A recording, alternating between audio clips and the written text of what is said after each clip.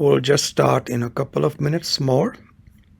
I have so far about 8 people asking to speak. Okay, let's start pulling people up. Suhas, they always have a problem with the first person I try to pull up for some reason. Okay, Suhas is up. Meghna, allowed to speak. Rishabh, allowed to speak. Swaroop. Kidhar gaye Swaroop Saab? Here you are, allowed to speak. Nihal Singh, allowed to speak. I don't know how many people can I pull up at one time. Let me see. Himanshu, allowed to speak. Hello. हाँ जी sir, एक second. Hello. Yeah, I can hear you. Just hold on. Hold on, we'll get started soon. So everybody who wanted to speak, I pulled them up, except Arushi. No, Arushi's up too. Okay, so this is the sequence in which I see you folks. Sai is first, then Meghna, then Suhas, then Swaroop, then Rohit, then Rishabh, then Nihal, Himanshu, and finally Arushi. Okay, so Sai Saab, go ahead and unmute yourself. Let me see if I can help you. Go ahead, please. Sai Raghavendra. Unmute, Sai. All right, let me go to Meghna. Meghna, please go ahead.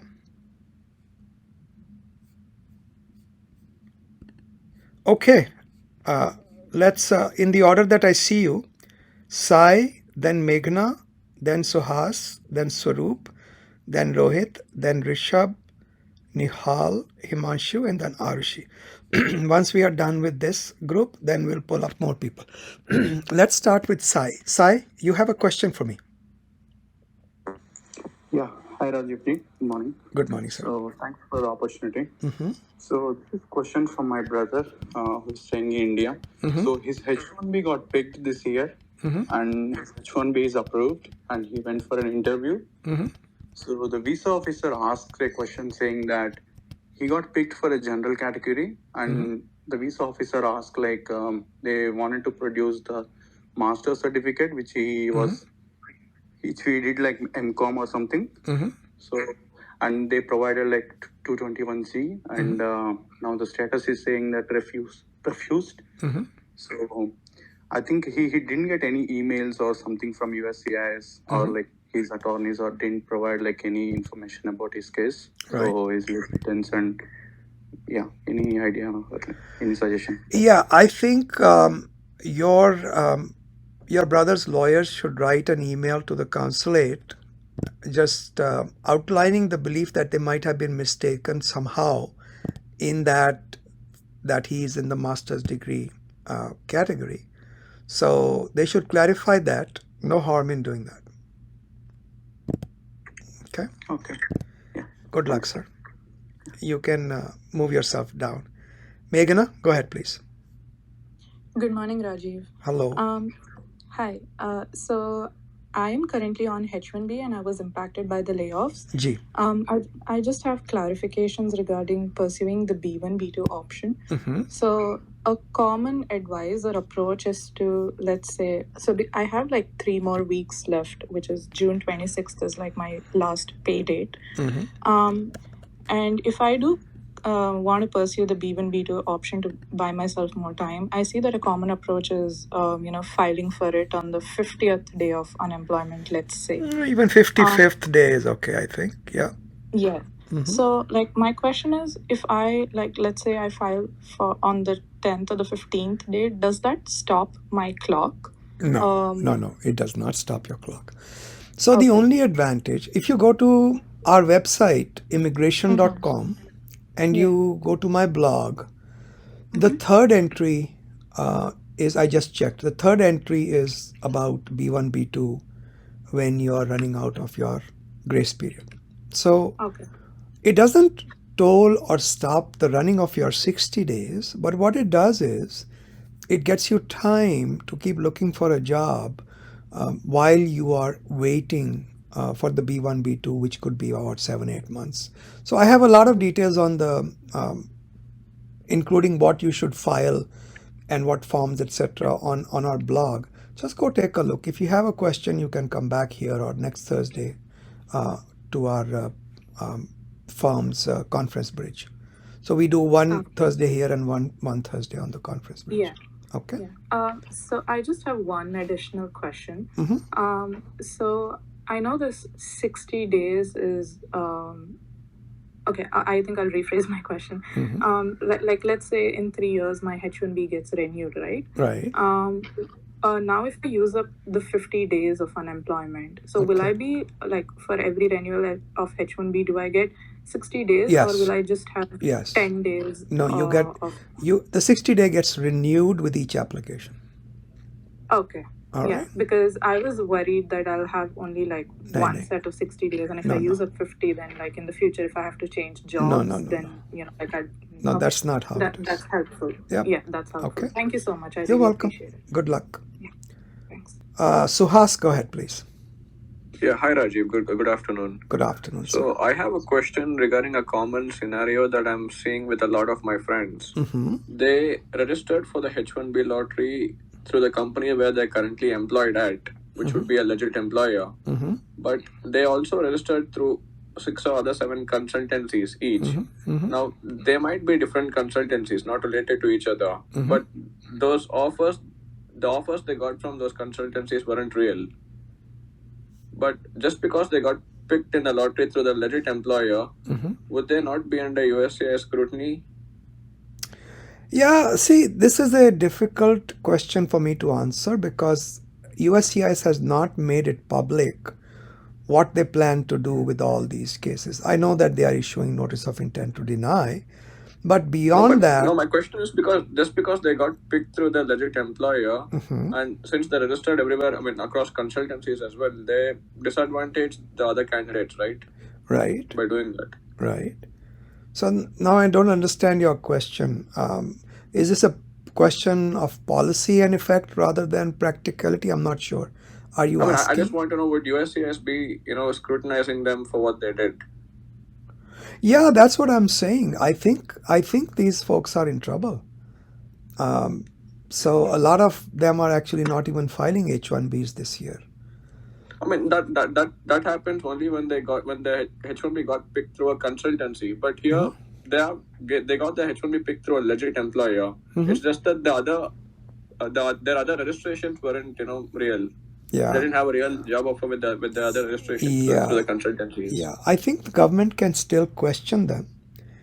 And I personally think that a notice of intent to deny would be issued. That's my guess. Okay. All right. Thanks, Rajiv. Good luck. Swaroop, go ahead, please. Hello, Rajiv sir. Hello, sir. My friend's H1B is picked up this year, and he's looking to change the employer.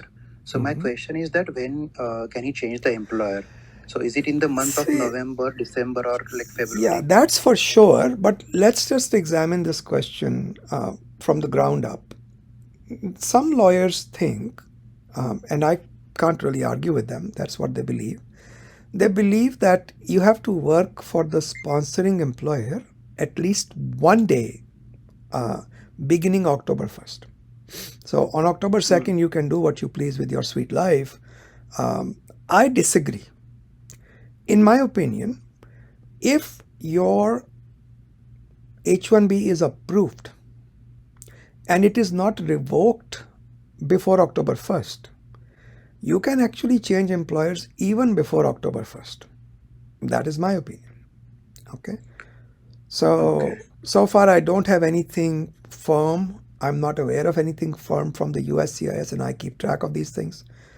But I believe I'm right in my opinion, and I would be actually willing to take it to court. Okay. So if he changes employer in the month of, like, let's say 1st of November, I think that's okay. Yeah, why not? Oh yeah. Why not? All right. Okay, sure. Thank Good you. luck, sir. Rohit Ganguru. Rohit? Yeah, hi Rajivji. Hello, sir.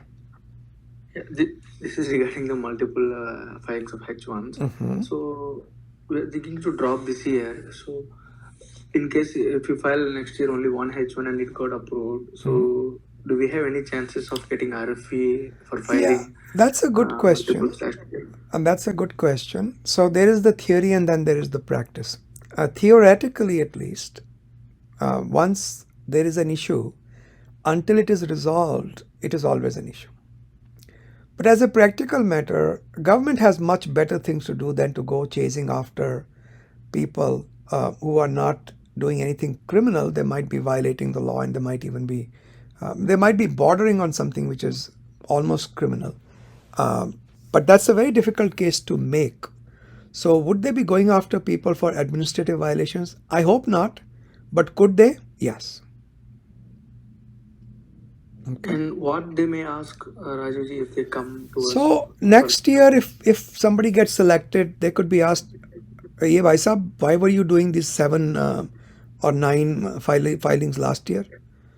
So, because like I said, once a violation has occurred, it is always on the record until it is resolved. So therefore, theoretically, what makes us to proceed? Sorry. I'm sorry. What I was completing my thought was, so theoretically at least, that possibility always exists, that for coming any number of years, they could go back and dig that up if they wanted to. So what we need to do to resolve that? Like you can't do anything. Case, like I filed 3, so pray hard. Pray hard that no, there's nothing you can do. What is done is done. Okay. You can't unspill spilt milk, right? It's done. So just hopefully it won't come to that. Personally, if somebody got stuck with this, I would want to see their case because there is no requirement that you can't do multiple filings. The only requirement is you can't do multiple filings that are either just to improve your chances or in collusion between the companies. So if the filings were based upon a genuine expectation of a job, I think they are legal. Okay. All right. Yep. Thank you. Good luck, sir. Rishabh, go ahead, please. Hi, Rajiv. Hello. So, I am currently working in university and my H1B got picked. So, like I'm planning to do my PhD, but my university is ready to file for my green card immediately. So, since I'll be doing PhD, I will move back again to F1, correct? So, is it better to wait for my green card and then start the PhD, or like I can start my PhD once my I-140 gets? Let me tell you the practical solution. Okay. What you do is you talk to the university and tell them that there is this old dude, this lawyer in Washington, D.C., who told me that student visas can become tricky if there is a green card pending. Okay. As a practical matter, I have not known government to give too much hassle to people in this situation like yours, PhDs, MBAs. They usually don't, but they can. Technically, they could deny an F1 visa to somebody like you. So you talk to the university and tell them, if they deny my F1, I might have to come back on H1B. And because you're a university, you can sponsor my H1B at any time. You don't have to wait for the lottery. Number 1. Number 2, I can work part-time and study full-time or study part-time as well. So that would be the backup option. So I would not stop the green card. I think that is important. And I would also not stop my PhD. But I think this is the best compromise possible, to have this conversation with your university. Okay? Okay, so I can do my PhD along with like my green card is in process? Absolutely. That's what I think. And I think that's what you should consider. Talk to the university lawyers. I hope they agree with what I say. I think that's the smart thing to do. Okay? Okay. Good luck, Rishabh. Yep. Thank you so much. You're welcome. Bye-bye. Nihal, go ahead. Hey, Rajiv, good afternoon. Good afternoon, sir. My question is, my previous company, which I left last year in June, they had filed for my H1B extension before I left. But then, I'm currently working in this current company for almost an year now, post that H1B transfer last year. Right. So I know that H1B extension that was filed by the previous company, that too got approved, sometime last year in October. So now after 1 year in this current company, and last month only I got my visa stamped as well from the US Embassy in India. Now if I plan to join back my previous company, can I still do that without them filing an H1B transfer if that previous extension is still not withdrawn? The answer is yes. Okay. All right. Okay. So straight away, if they have that Yes, sir. application with them, it's not withdrawn. Yes, I can straight away start working from them. Yes, sir. Day So one, or this they have is to find an LC or something. exactly. Yeah. This is a typical example of paradox.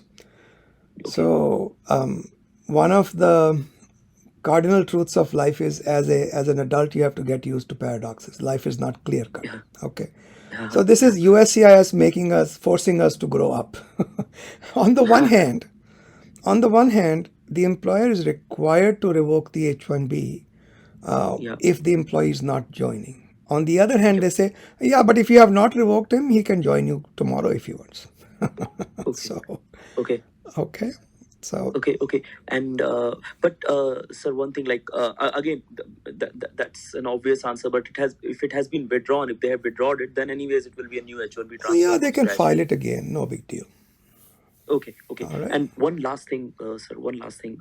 So is for my brother. So he did his OPT from one of those defaulted companies, which USCIS was after, Yeah. Integra and all those companies. So he had that OPT. So this year when he went for his Yeah, they'll visa deny the stamping, visa. They'll deny the visa. They won't give him a visa. No. So basically, Rajiv, what happened is they put him in admin processing and they requested him for a proof of employment Yeah. for his for that year he was in OPT. Yeah. He provided all the docs, work examples, the offer letter, everything that he got, and post that his passport got stamped, so he got the visa back. He came back to US. He was able to come back. He's probably one of 1,000 people I know because the moment they see Integra, they are putting 212A whatever 6 AC6. Yes. That's what he got. So he had already decided that there's no chance coming Wow, back. that's He was amazing. lucky that in 4 days he got email back to submit That his is passport absolutely amazing. Tells you that there's something new to learn every day.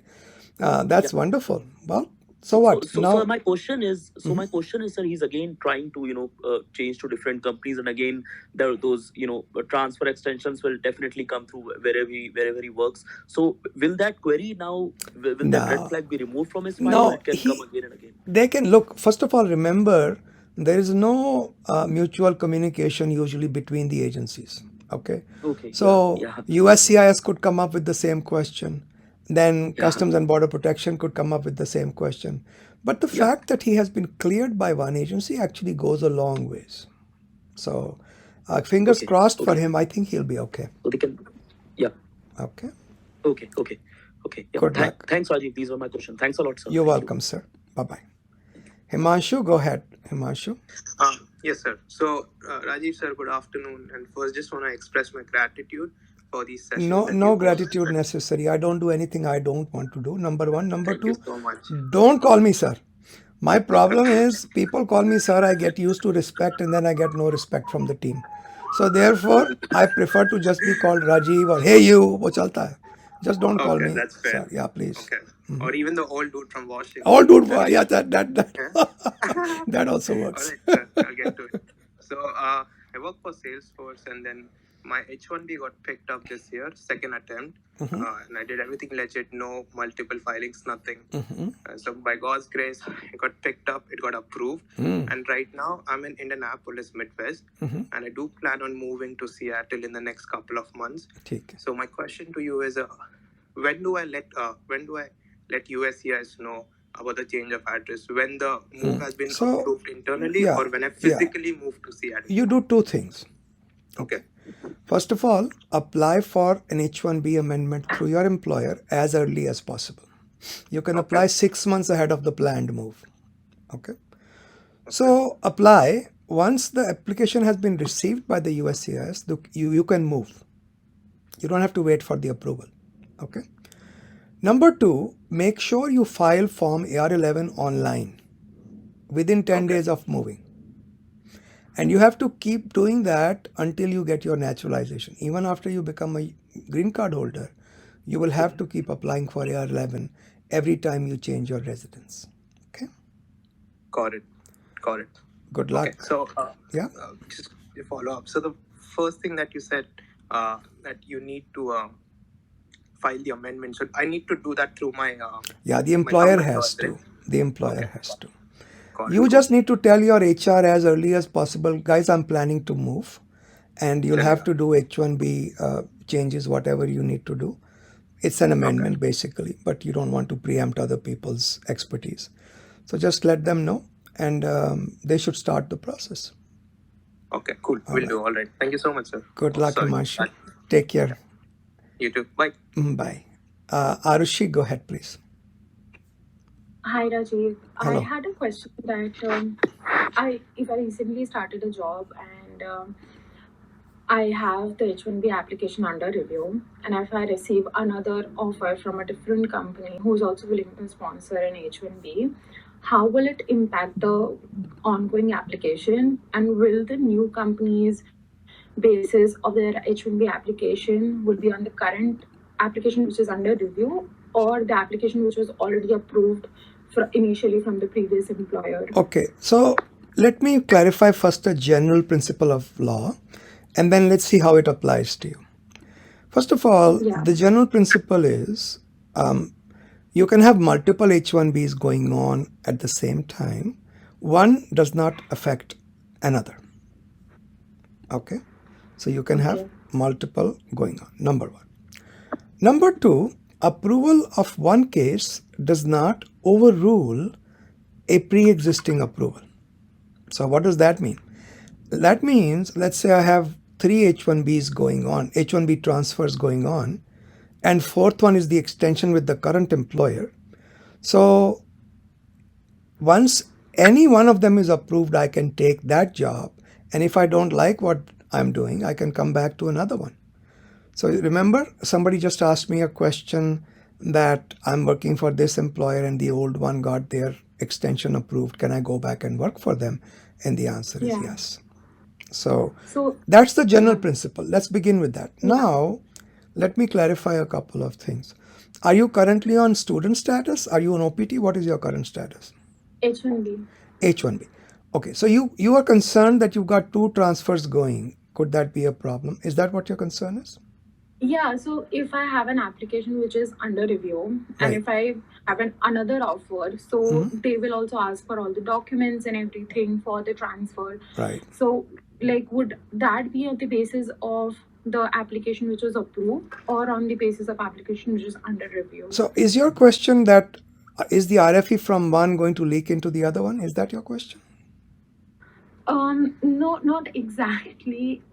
So, like, if I'm interviewing for a company and I just started a new job, so I have not mentioned that, like, I am doing a job because it's just been like a couple of weeks.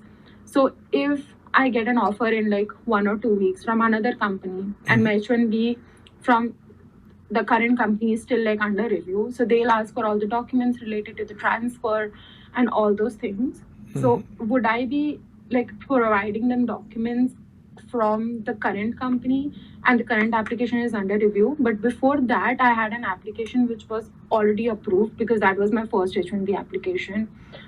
So that is the confusion. Arushi, I am more confused now than when we started talking. Okay. Yeah. So I would want you to, it's kind of an interesting conversation. I had a conversation with ChatGPT and then with Bard.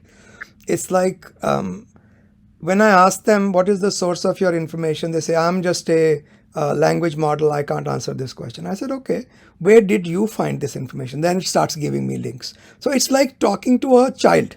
So talk to me like that. I don't understand what you are asking me. So let me, okay, first of all, let's talk about what your concern is. What are you worried about? So if I have another offer and they ask me about all the documents for H1B transfer, so should I give the documents which I have like with the current employer. Okay, hold on. I think I'm beginning to get a sense of what you're asking me. So what you're Yeah. asking me is, let's say I have 3 cases going on, and now I want to file a 4th case. And if the lawyers ask me, give us information all about your transfers, extension, etc., do I have to talk about the other 3 that are pending? Yes. Okay. Yes. And the answer is probably not. Why? Look at the form I-129. The question only asks about approved cases. It doesn't ask about pending cases. Oh, that makes sense. So if an application is under review and during that time I that's get not another approved. offer and then they are transferring, so I'll just give them information about the approved Gee, cases. absolutely. So the proper framing of this question would have been, by the way, this is a skill I learned after a very long time, getting yelled at by all the judges in the Supreme Court of India. I learned finally the technique of briefing people. So the brief would be simply this: is there a necessity for me to disclose pending application if I apply for a 3rd or a 4th application? Yeah, that makes sense. Okay. So thank you. Yeah. Good luck to you. All right. Thank you. All Thank right. you so much. And just like one last question, just to get Ji. more clarification. They also asked for all the pay slips from last 3 months for the approval. So would I be giving the pay slips for last 3 months? Whichever employer you're working for, because you have to demonstrate that you're maintaining status, right? Status. Right, right. Makes sense. Yep. Okay. Yeah. Thank you so much. Good luck, ma'am. Ranveer Singh, go ahead, sir. Ranveer Singh Chavda. Oh, Haan ji. sorry, Rajiv. I was No on problem. mute. No problem. Hi, Rajiv. Good afternoon. Hello, sir. So, my question is regarding a green card processing. And in case when the green card is in process, there is a break due to a family leave. So my wife is currently on H1B with an employer for last 2 years, and then she's also working. She worked for the same employer for last 5 years, even on her OPT. She's planning to check with them regarding the green card filing, if they can start filing for her. But at the same time, she might go on a maternity leave. So my question is, if she goes on a maternity leave, there is a break in employment, or in case she plans to extend her maternity by taking some more sabbatical leave, if the green card process can still continue, is it a right time to check, or Absolutely. should she Absolutely. pursue this after she is ready to? Yeah. Green card process can go on. Maternity leave is not really considered to be an interruption in employment. It is a legally allowed benefit. So And you can check if with. she takes unpaid leave, then unpaid sabbatical. Yeah. So I don't know the laws of the particular state that she's in, nor can I comment about them, because I'm only admitted in DC and Virginia. Federal law we can practice anywhere, but local laws have to be checked with local lawyers. Typically, the way it works, as I understand it, is that states will give you a certain amount of maternity leave, which has to be paid. Okay. Right. Then if you want extra leave beyond that, then you can take that unpaid. And usually it gets a little complicated because government USCIS can say, how were you maintaining status? And I have used this answer. I want to be with my newborn baby. I don't want to see my employer's face for at least 6 more weeks. So personally, I think that should not be a problem. And the green card can definitely go on. That's no issue at all. Okay. So would her employer have to do something extra? No. If she's not employed, or she's No, not they should employed, just get something in writing from her requesting extra leave. Okay. So she should just just like if in case she is off the duty and then there is some processing, some kind of paperwork is needed, it's just required just for an employer to be in touch. just and an all the email that I would appreciate it if I can get extra few weeks, whatever time she needs. Okay. Okay. And, in case the employment breaks, she decides to leave the employment, she decides to take a break. What happens then? She has to convert to H4. The green card can still go on if they want. Okay. So she can go on my H4 visa, like a dependent visa, and then green card can still go on. When she's ready again, she can join back. That's possible, right? Absolutely. Thank you so much, Rajiv. Really You're welcome, Ranveer. And by the way, congratulations. Thank you so much. All right. Thanks. Take care. Bye-bye. Bye. Ankit Hemant Lade. Chaliye sir. Hello Rajiv, good afternoon. Good So afternoon. I have a question on behalf of my friend. So he was working with a company and his H1B visa, his job was terminated or like he was laid off like on April 15th. Okay. And then typically he gets 60 months. He was on H1B visa. So, typically he gets 60 days. So during that time, like he has time till June 14 or June 15. So typically he gets 60 days and then he was searching for a job. Okay, but like few companies are telling like you can stay after the grace period in US and still you can apply. So is it a good option or like he has to travel back to and his like I-797 states that it is till October 25. No, he So can't. He what can can't. He can't stay. That is incorrect information. Okay, he cannot Okay. stay unless he files for something like a B1, B2 status. Okay, so he cannot stay in US. No, sir. He has to go back, but like he can Absolutely. apply from India, right? Oh yeah, that's not a problem at all. Okay. Okay, sounds good. Thank you. Good luck, Hemanji. Shelly Sehgal, go ahead, please. Good afternoon, Rajiv. Good afternoon. Thank you. So I was laid off from my current organization, and my employment is till 30th June. So after that, it gives me 60 more days to be in the US, right? So I plan to change my H1B change the status from H1B to H4 because my husband has approved. Okay, Shelly, hang on 1 second. I want to point something out to you. There's something USCIS clarified a few weeks back. They said, we consider 60 days to begin not from the date you stop working, but from the date that is not covered by your pay period. So let's say you stop working on March 1st, but your pay period covers you till May 1st, then 60 days begins from May 1st.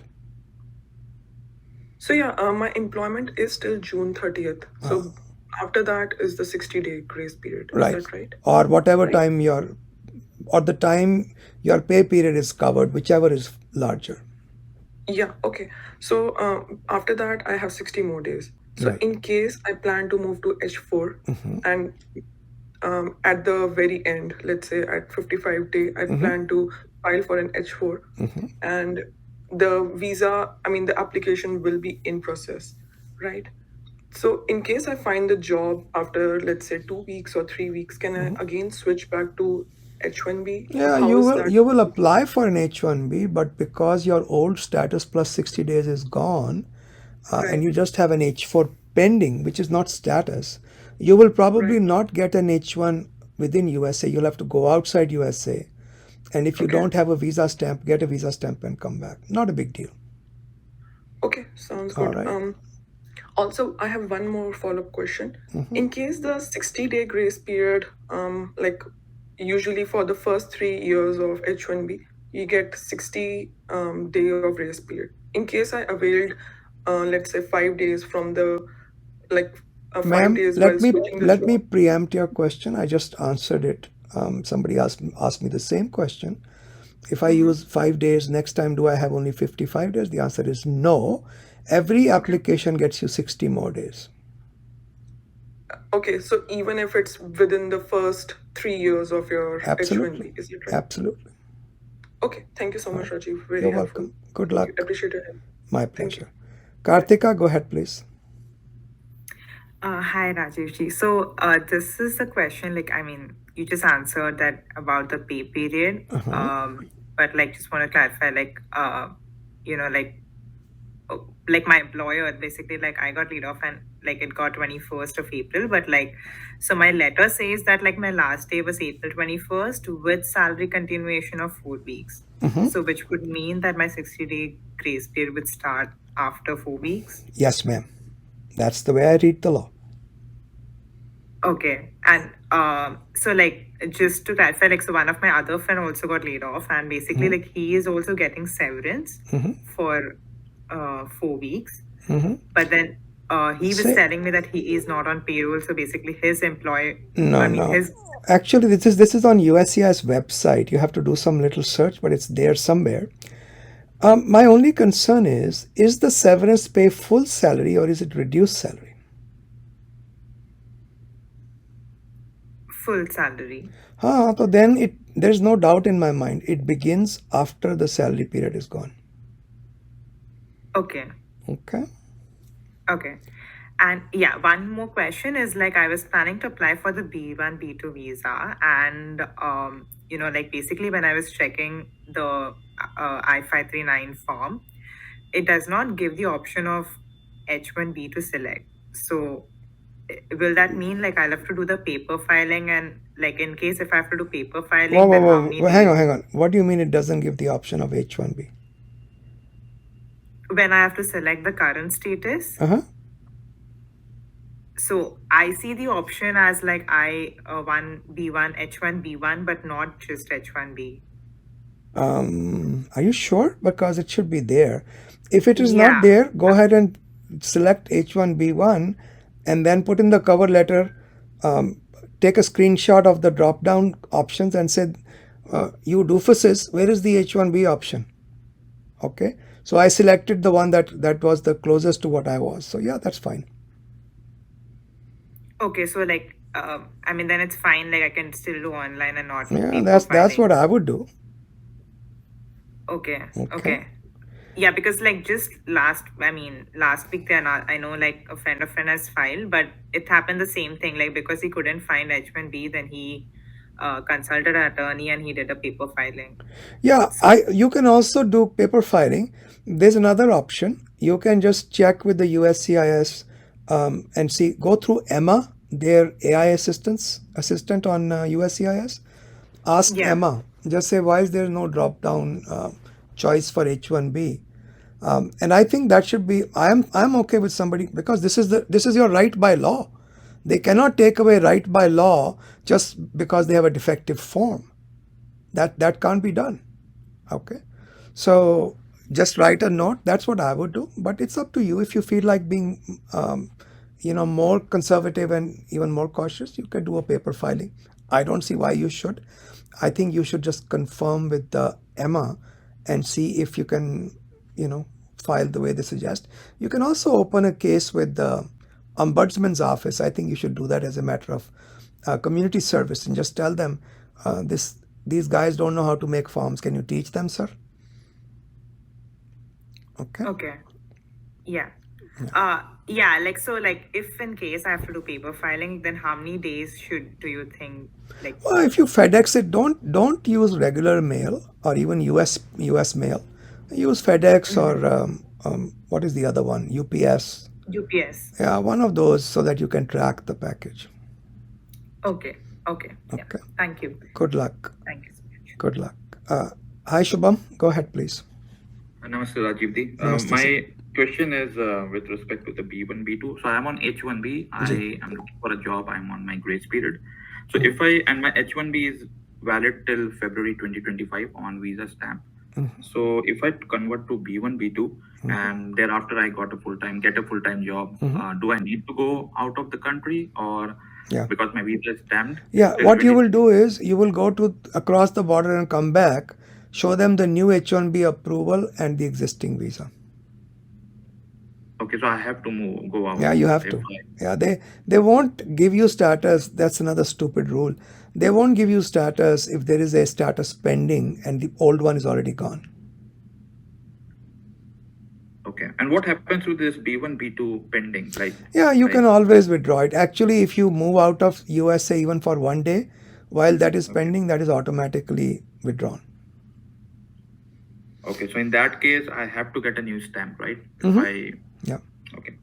And another question is with respect to my employment relationship. Hang on. Take me a step back. I kind of that question just echoed in my mind. You said I have to get a new stamp. What do you mean? Like if I go out of the US, then do I need a new stamp or I can come back on the same stamp? You can come back on the same stamp and the new approval notice. Okay, so I don't need to go to the consulate or embassy. Yeah, so I was like, that didn't make any sense. That question didn't make sense. Okay, what else? Yeah, you're right. Second question is with respect to the employment relationship. So if I need anything from my previous employer, let's say pay stub, and they refuse to give me, can they refuse for anything if I ask? How can they refuse a pay stub? Just file a complaint. Google Wage and Hour Division, US Department of Labor. And this is the best way to get your salary back. The Wage and Hour Division will get you your money without charging you a penny for it. Along with that, you can keep a copy of the complaint, and that's proof that you maintain status. Your employer is the schmuck. Okay, and if there's a website called the Work Number where there is status of the employment, and if that is not even updated, I can even complain there, right? I don't know what Work Number is. Never heard of it. You complain to the US Department of Labor Wage and Hour Division. Okay, thank you, Rajiv. Yeah, they have a form called WH4.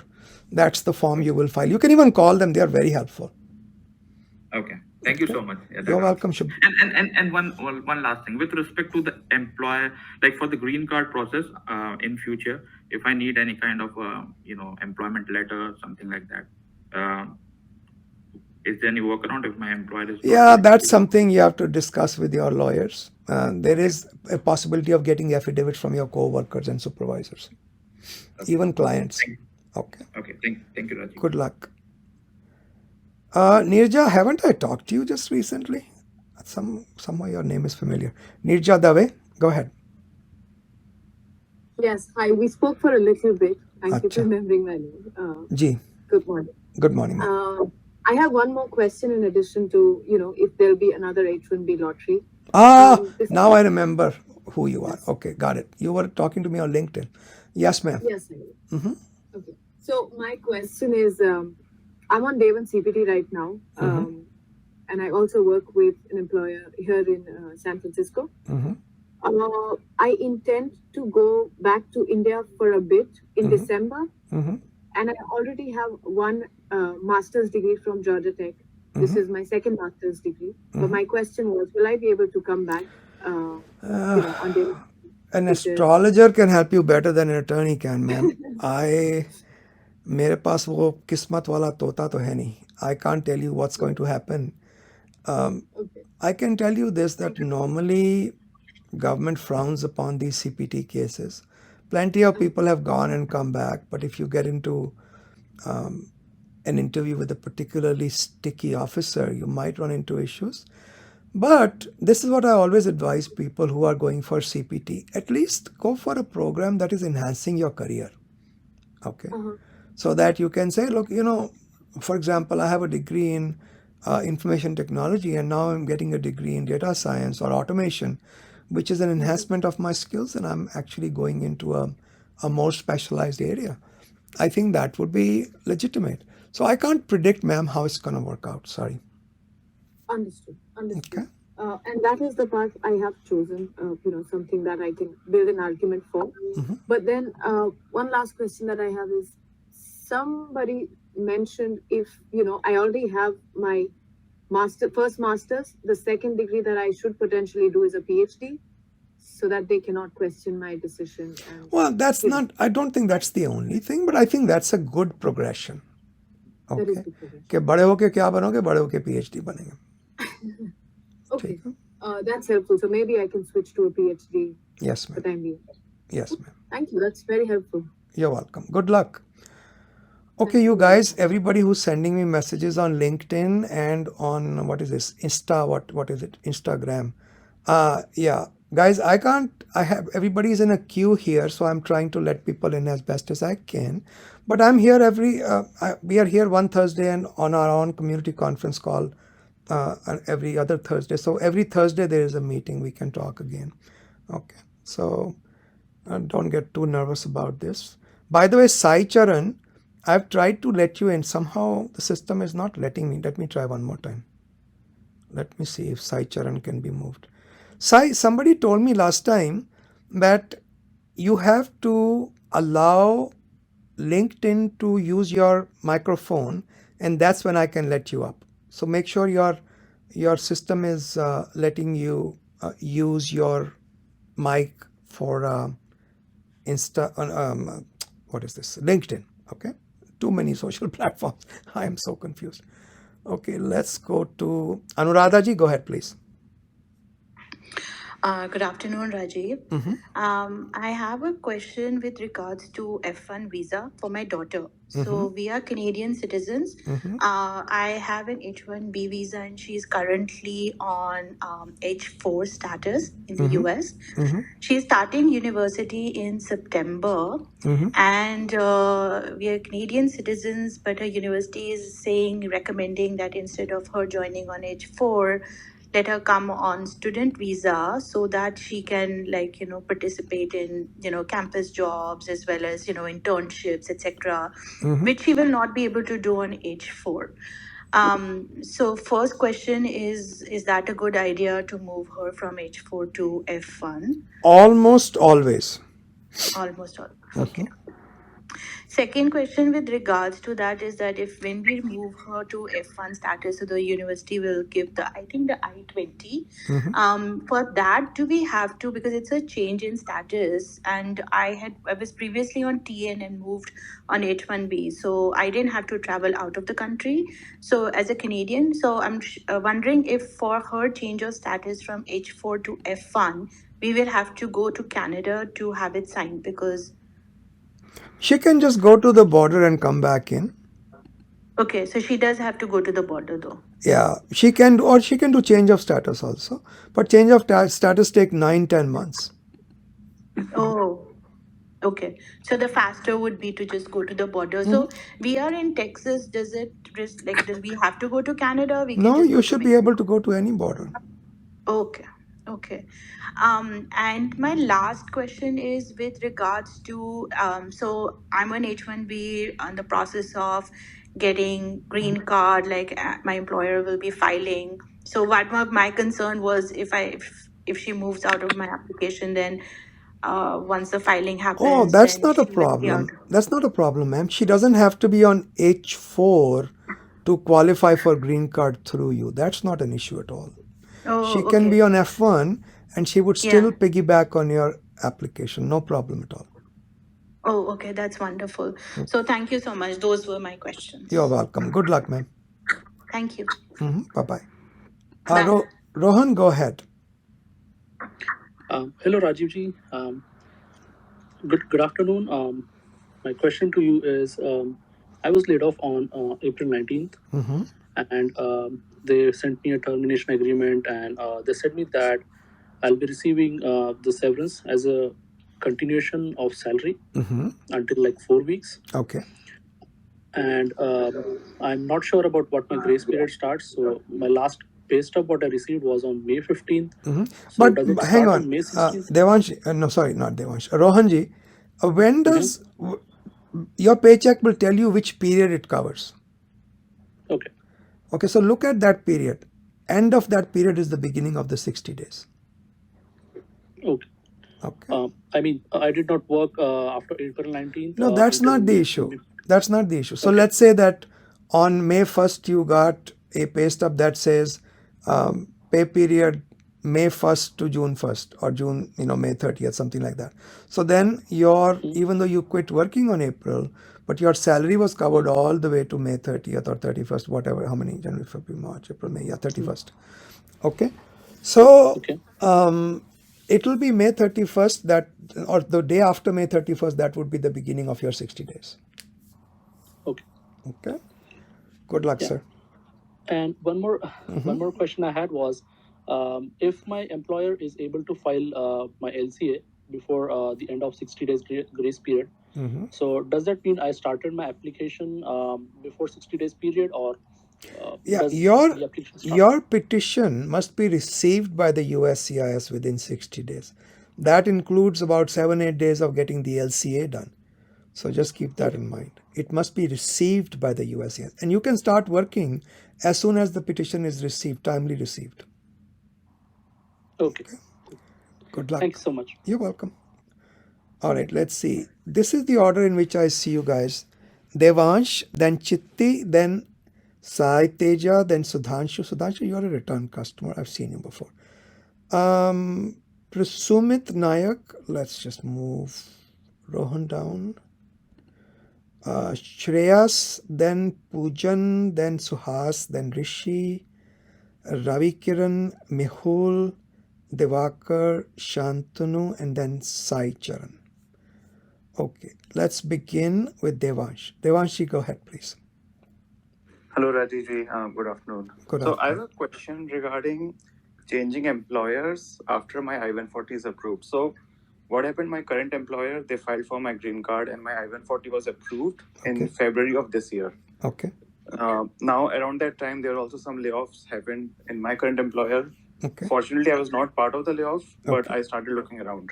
Okay. And I got an offer from another company. Okay. Now, they want me to join by end of this June, which is basically less than 180 days of the approval Right. of I-140. Right. So now after this, I spoke to my manager.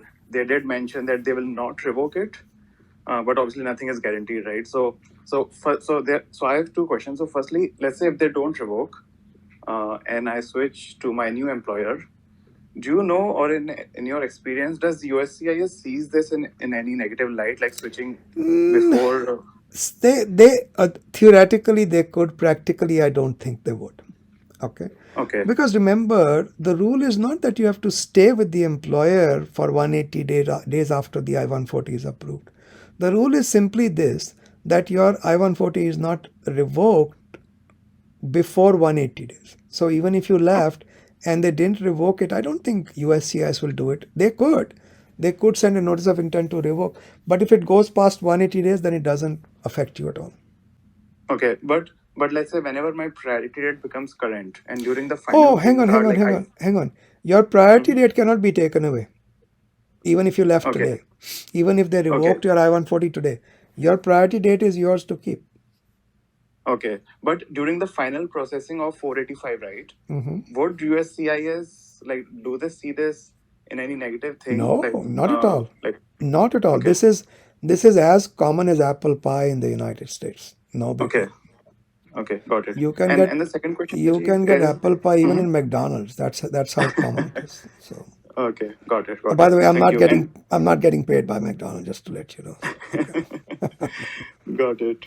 And second question, Rajiv. So let's say if they do revoke it, and my H1B max out period is next year.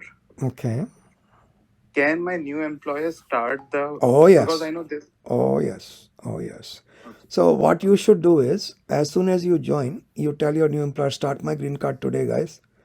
So they should start your green card, and fingers crossed, by the time it comes time for extension, even the new green card should become the basis of your next extension. Okay. Got it. Okay. Good luck. All right. Thank you. You're welcome. Chiti Agarwal, go ahead, please. Chiti, is this Hi, Chiti Rajiv. or Chiti? Chiti. That's what I thought. From Chit, right? Go ahead. Yes. Mm-hmm. Yes, ma'am. My question is on O1 visa. Actually, I am right now on student visa, and I was like consulting multiple people, and they said like right now my option is to apply for O1 visa. Email me your resume. I'll take a look at it. Sure. Okay. Okay. Okay. I will. My email is help@immigration.com. Sounds good. And one more question about the H1B lottery system. So I did apply this year and it was not selected. And I was thinking like if I apply for O1 visa and then if in case they do a second lottery this year and if I get selected, I mean, hopefully, will that affect the O1? No, no effect at all. processing? No effect. Okay. By the way, I want to ask you a question. I understand genotyping. What is throughput genotyping? It's high throughput genotyping means like we do like very large number of samples. So it's like in automation and like it's like just high throughput. So using you can do a lot more than mere human beings can do. Not me, but yeah, I can let machines do it for you. Yeah, that's what I mean. The process is automated. Okay, got it. Very good, ma'am. Yeah, send me your resume. I'll take a look at it. Sounds good. Thank you. Good luck. Sai Teja, go ahead, sir. Hello, Rajiv ji. Good morning. I had a question. So, my role was impacted by layoffs at my organization. My last salary date was May 27th. Mm-hmm. I was on L1 visa, but my H1B got picked this year and filed my previous organization as well. Beautiful. But the unfortunate thing is I'm not employed till October at the same company. Is there any way I can salvage my H1B in this case, or there is no option? Okay, let me try to understand if I got all the facts right. So you are on L1 and you got laid off, correct? Yep. Okay. But in the meantime, you also have an H1B selection done, correct? Yep. Is it with the same employer who had your H1? Your L1, sorry? Yes, the same. Same employer. Do they want to employ you on H1? Do they want to employ me back, you mean? Yeah. I don't think so. Yeah, then see, if they don't file an H1B petition for you, then what good is the selection? That doesn't help. No, they already filed it. Achha. But I don't know if they will revoke it. They told me that it is not legal to keep it active after they. Yeah, I can sort of understand. If I were the company's lawyer, I would probably advise the same thing. So, but if they had any intention, no matter how small, of employing you, they could continue with the H1B. I see. But it's a difficult case to make when you've just laid somebody off, I think it's difficult. Yep. Okay. Good luck, Thanks, sir. Rajiv. Good luck. Take care. Bye-bye. Thank Sudhanshu, what's up? Hi Rajiv, how are you? I am well. How are you doing? I'm good. Yeah, actually I'm a return customer. I I've thought talked to so. you like personally a couple of times and then here. Acha. Tell me.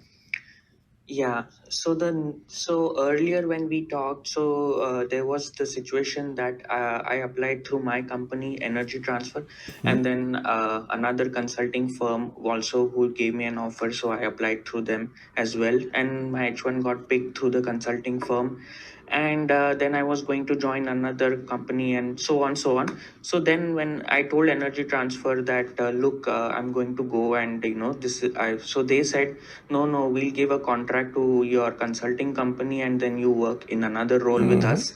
So now what they have done is Energy Transfer has made a contract with the consulting firm, like not involving other like other consulting firm, direct like one-on-one contract, and they have given documentation, everything, and yeah, and then they have asked the consulting firm, yeah, go ahead with this contract, file for his H1. So my question was, now the firm, now I'm going to switch over my role as from full time to as a contractor to the consulting firm, but in a different role. So my question is whether USCIS will question like in 2 months that you were earlier as a full time in Energy Transfer, now you're working as an contractor. So I mean, did you guys collude? What I mean, and then they'll say, No, yeah, see, we I gave a contract remember, to them. I remember you actually had a consultation with me, right? So Yeah. we talked about this. My viewpoint has not changed. I don't want to disclose what we talked about. My viewpoint has not changed. Whatever I told you earlier still holds good. Okay? So the bottom line is anybody can question any damn thing in the world. But as long as your conscience and your conduct is clear, who can stop you, right? Yeah. No, I mean, I have not filed. I mean, though everything was legal, everything was correct. This is a legal contract, legal role. Everything is like on paper, everything is correct, and even actually everything is correct. So I think if they ask questions, we have the answers. Yep. So then I wouldn't worry about it. Good luck to you. And if you get into any deep trouble and your lawyers are not able to handle it, reach out to us. Okay? Okay. Yeah, then I'll reach out. Absolutely. But hopefully I don't have to. But I still, hope so. I hope not to hear from you. I will reach Yeah, like I said, I hope not to hear from you. Okay? Good All luck. right. Good luck. Thanks, Rajiv. Take care, Sudhanshu. Yeah. Bye-bye.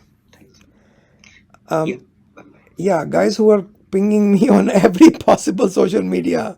I have pings on Insta, and I have LinkedIn, and what is that damn bird?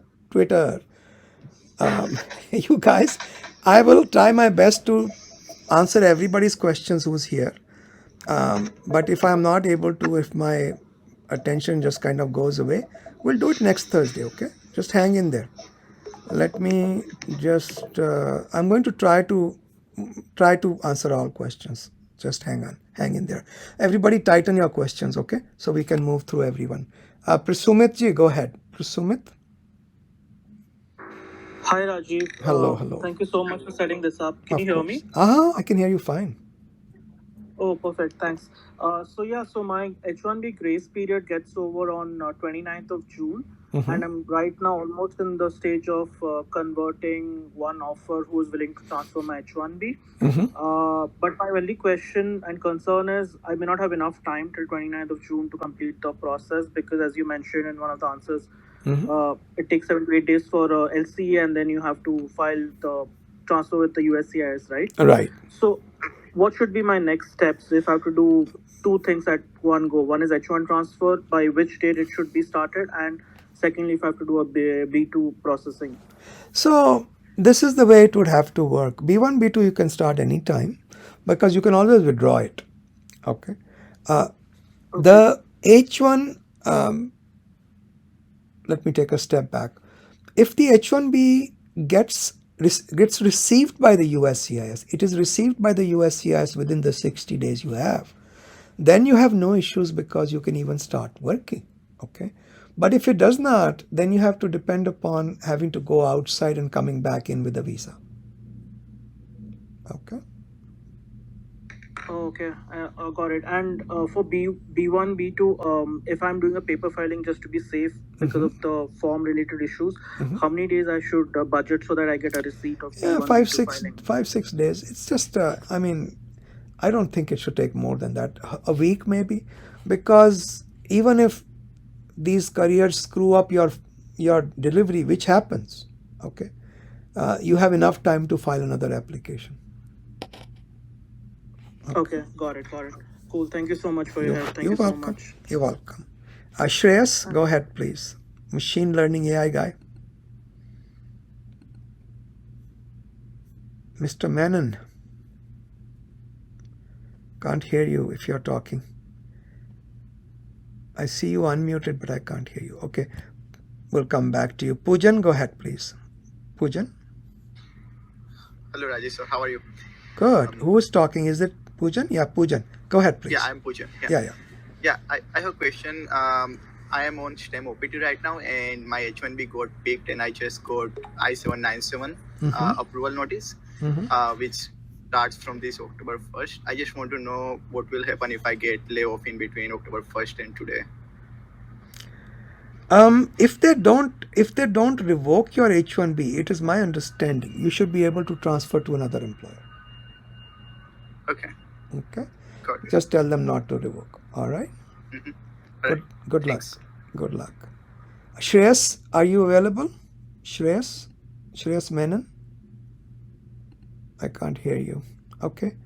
Suhas, go ahead, please. Suhas Sridhar. Hi, Rajiv. Hello. Thank you for taking the to answer our questions. Absolutely. I have two questions and I'll make it as brief as possible. The first one is, assume I apply for an I-140 right now as an Indian citizen, and then while I get a priority date, and while it's being processed, if I get a Canadian citizenship, will my priority date be affected? No, it's the country of birth. Yeah, so it's going to be the same. So even if I change citizenship, my priority date is going to remain the same, but it's going to be long because country of birth was India. Great, thank you. The second question I have is, I have an approved I-797 H1B, and I want to travel to Canada and come back before October 1. I'm currently on F1 STEM OPT. Is that going to cause problems? Because I have a change of status approved and a visa appointment in India later this year. Okay, double check this with your lawyers, but because these rules are so complicated, there are so many permutation combinations. From what I remember, okay, double check this please, because I'm speaking from memory. This is the rule. Yeah. Okay. Assuming you have an F1 visa stamp on your passport, if your H1B is already approved and you travel and you return before October 1st, on October 1st, you are automatically H1B, no problem. Okay. But if you leave while the H1B is still pending you'll have to wait outside USA, get an H1B visa stamp, and then come back. Okay, got it. Okay. Thank you so much. You're welcome. Good luck. Thank you. Rishi, go ahead, please. Hi, Rajiv ji. Hello, sir. So my question is that in April, when I was at my university, I applied for my EAD card on April 18th and provided the residential address where I was living during that time. And till date, I have not received my EAD. And recently, I moved to a new location and applied to update my address on the USCIS. Yeah, hang on 1 second. When you fill out your form AR11, there is actually a question: is there a petition pending? Oh, so I did not file the AR11 form, but in the case status, I did find a link where I was able to change my Okay, address you also for have this to file particular- AR11. You have to.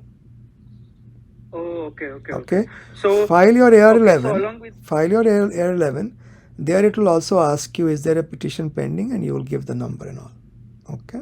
Okay. So no, and the other question is that now I have moved to a new location and applied for my update of address, and it will take approximately 30 days for the change to be processed. Right. And now I am intending to apply for the premium processing as well. Okay. So which address should I provide as my physical address for the premium processing? Your real address, wherever you are at this moment. Okay. All So you advise me firstly to file AR11 form, Yes, sir. and as soon as I file the AR11 form, I will file for the premium processing. That is correct. Okay, so I should not wait for my AR11 to be approved or anything, right? There's no approval. You just file it.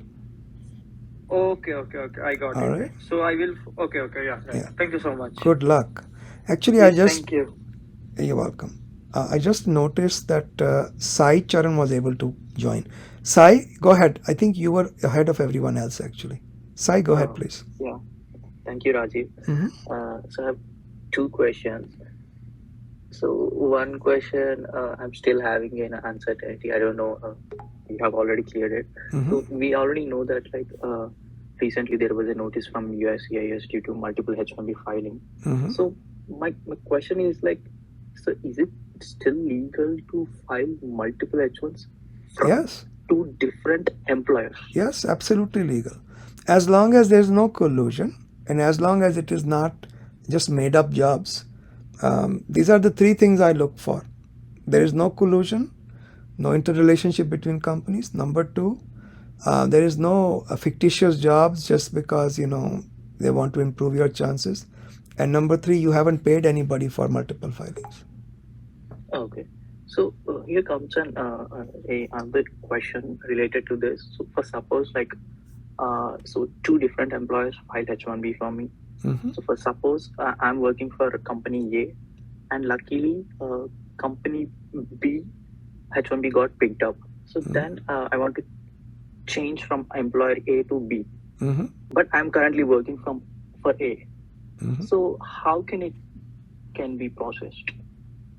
Okay, so I'm confused with your A's and B's, but let's say you are presently working for A company and B company got your H1B approved.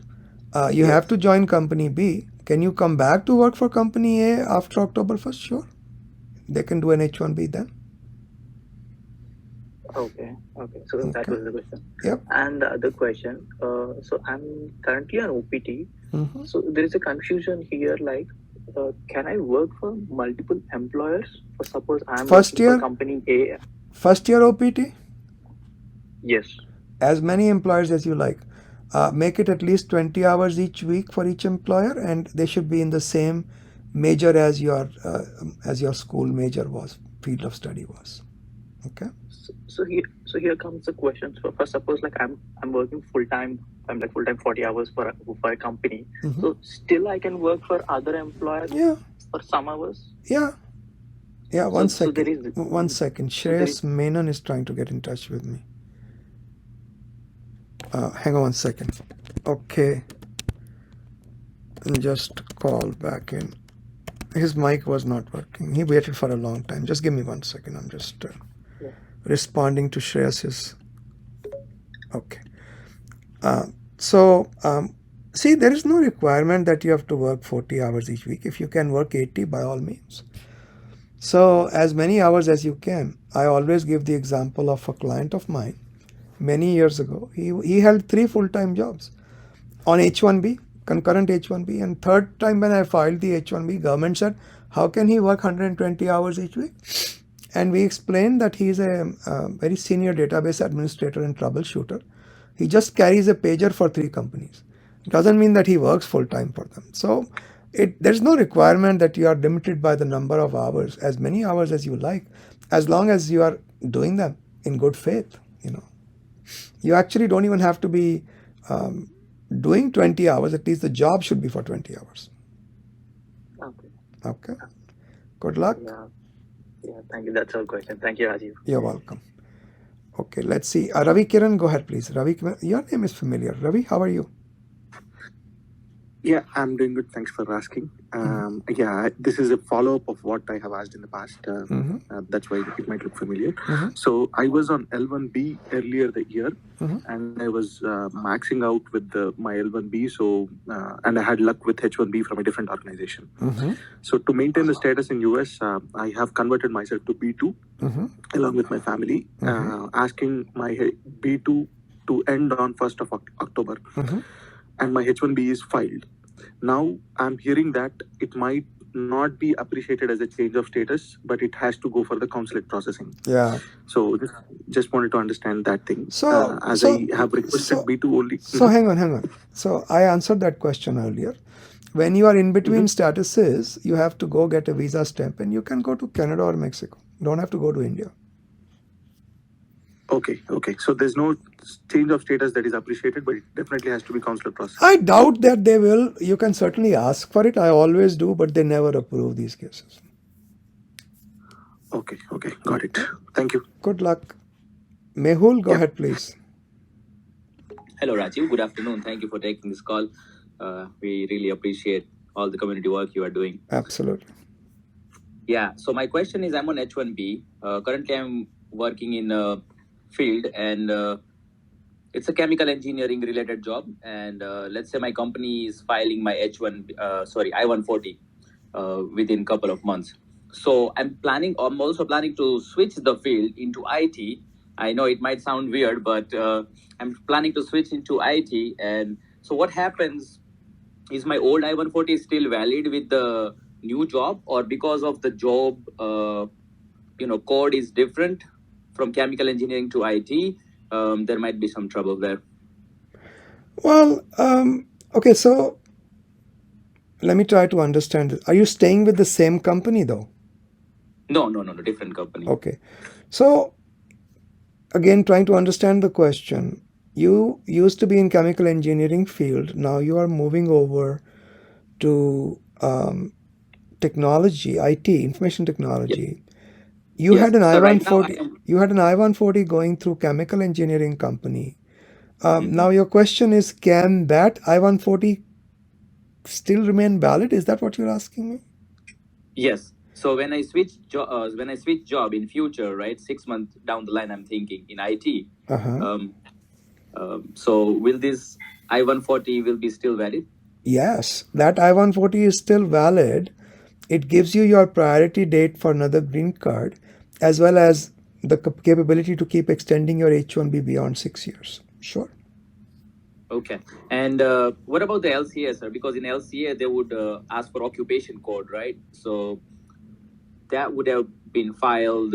There is no law that requires you to stick with the same field to get your green card. You can still get the benefit of a priority date from another field. No problem. Okay. Right. That's my question was. One quick question before we leave, sir. My wife is in OPT. She is dentist from India, but here she have done another master's, right? And now her future plans is being dentist here, but for that she requires some sort of US exposure and US experience. So that's why we did master's. Now that was a STEM course. It was biomedical science, Master of Science in Biomedical, and she completed that. She recently graduated. So for OPT, she wants to work first OPT. She wants to work for as a dental assistant, which is not directly related to her, master that Yeah, she did this here. is something you should be talking to her DSO about. If the Okay. DSO says it's okay, then I am okay with it. Okay. All Okay. right. Perfect. Yeah. Actually. Okay. All right. So because DSO already allowed her because the course that she did, that is kind of a bridge course. Yeah, Many so students. that's whatever the DSO says. They know what the Okay. course is. Okay. All right. All right. Perfect. So yeah, that's what I was. Good luck, sir. Confused. Good Thank luck, you man. so much. You're welcome. Bye-bye. Bye. Divakar, go ahead, please.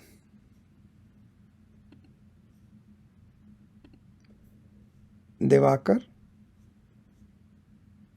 Mehul, I don't hi, see you. Rajiv. Divakar, one Good second. afternoon. 1 second. Mehul, I don't see you amongst the people here. Where are you? Mehul? Oh, I don't know where you are, dude. Mohit. Just give me 1 second, sir. Oh, there are too many people. I can't look through everybody, guys. I'm trying. Couple hundred people here. So, well, I did. I tried my best. Okay. Go back to... Who was I talking to? Divakar, was I talking to you? Yes. Sir, go ahead. Sorry about the interruption. Go ahead. No worries. Raju, I had a question.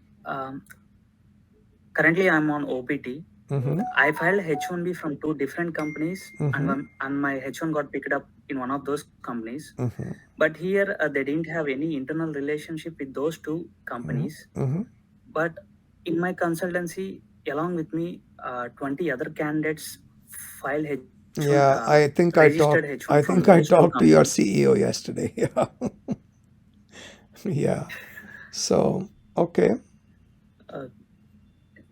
Yeah, am I good to go with the H1B at this time, or suppose if I go for filing, after that I encounter any problem? I am very reluctant to give you any advice because I have to know a lot more about what you guys did if it's the same company that I'm thinking of. Talk to your CEO, ask him, did you talk with Rajiv? And if he says yes, then just ask him what I told him to do. Okay? Okay. Yeah, it's if they want to, if you want to set up a separate call because I have to go over all the facts of your case. We can talk in a consultation, but I think I have talked to your companies because the number 20 is also the same. That's what they told me.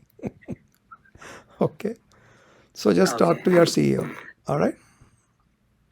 Okay. And one more question I have.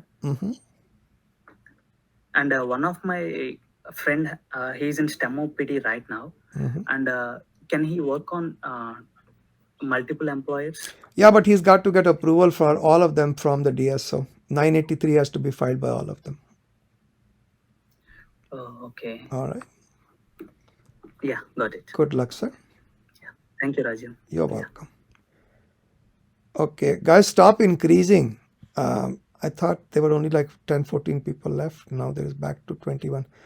I might have to take a little break, but let's see. Dharmaji, go ahead. Dharma Teja Rao. Hi, Rajiv. Hello, sir. How are you? Good. How are you? So I had an issue. Like, I have just graduated from my master's like 1 month back.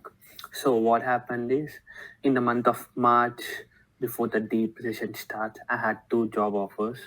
Like, it's a contract to hire positions. But unfortunately, they got revoked in the month of April. Both of them are gone.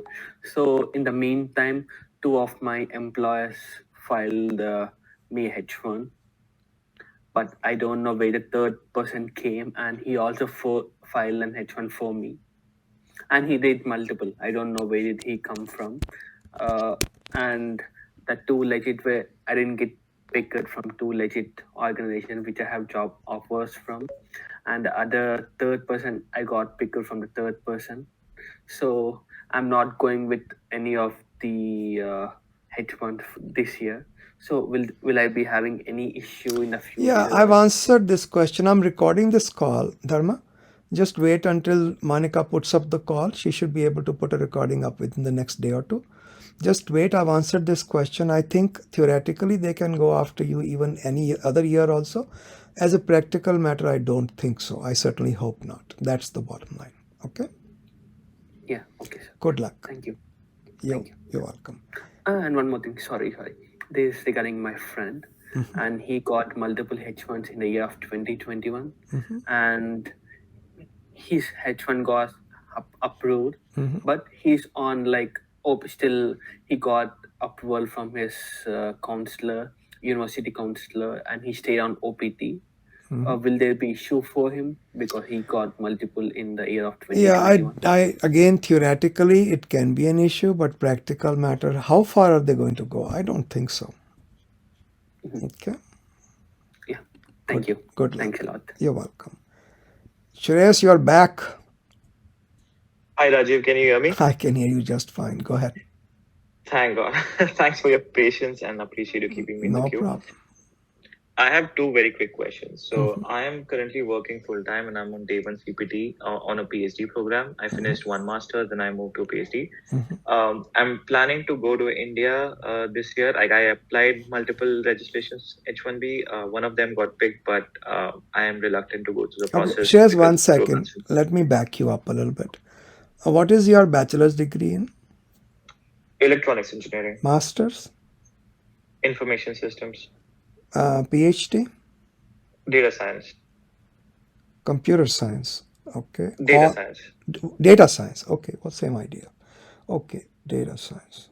You went from electronics engineering to information systems to data science. Okay. Yeah, sounds okay to me. I mean, it sounds like a career progression. I think you should be okay, but who knows, Shreyas? I can't predict what's going to happen. Yeah, there's a small caveat that I did.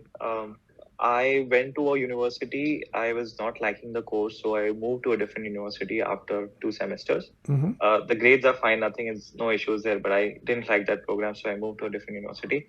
My first question is, do you think that could be an issue? No, I don't think so. That happens all the time. Yeah, I did CPT through that first university, so... I hope not. So it's difficult for me to predict the outcome of these kind of cases. Got it.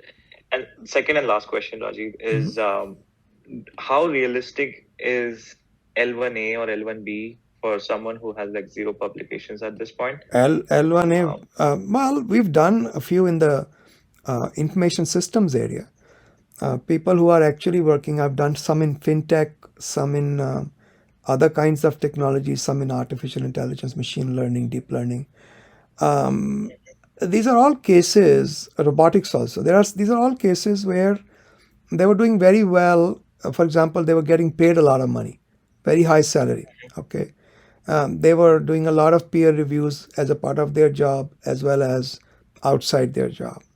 And number 3, they were performing critical or leadership role for their organizations or their clients. So these tend to become somewhat easier cases to prove because some people are in academics, some people are not. Doesn't mean that you can't do an EB1A. Still possible. Okay. My advice to you is make lots of money. If you make lots of money, it becomes easier for me to prove your case. Got it. Okay. Got it. Thanks, Rajiv. You're welcome. Shantanu, return customer. What's up? Hey, Rajiv. Thank How are you? Are you able to hear me? I can hear you just fine. Okay, cool. Thank you. So I have actually got 2 questions, very quick. So right now I am a PhD student, and I think I have already talked to you in LinkedIn. So I have published around 7 papers in top AI conferences, and I am currently doing machine learning, deep learning, computer vision. So, and I also did my master's from university. I'm currently doing my PhD in electrical engineering in Boston University. Before that, I did my master's from University of Florida in computer science. Now, from recently, I actually came across a student who told me that, and I'm a PhD candidate and only my thesis defense is left.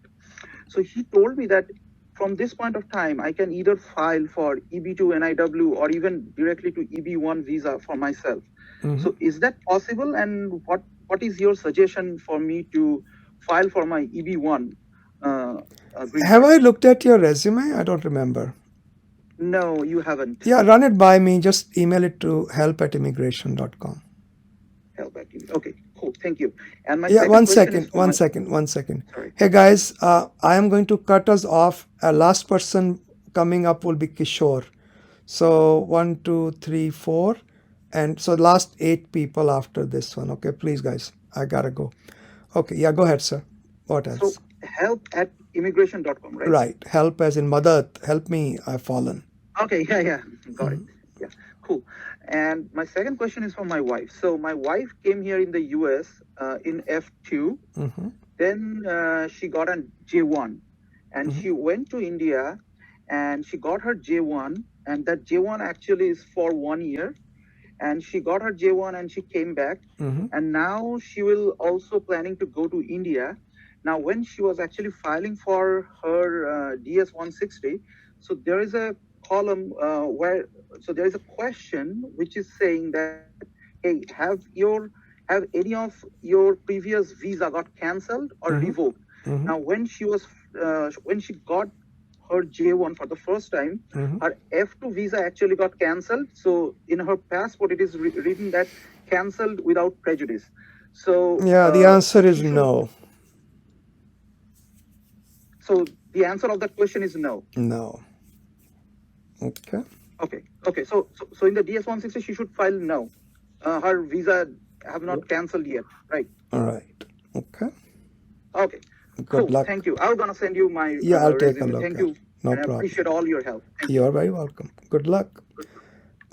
Okay, what was I gonna say before I forget? Yeah. Hey guys, we can always talk next week, okay? So don't worry. We'll finish up today after Kishore, which is 7 more people. 1 second. Let me see who was next. Let me try to get my head straight here. Hello Rajiv, I have one question. Who is it? Ankit. Kidhar ho Ankit? 1 second. Oh yeah. Return customer. What's going on? Yeah, only one question I have. So I have like one of my friend has like only till 14. So how he can change it to like B1 B2 visa? I'll just apply for it. Go to my blog on immigration.com. And you can see my blog, and third entry says how to apply for B1 B2. So but like before 14 he has to apply, or like it's fine if it has to get in the hands of the USCIS before 14th.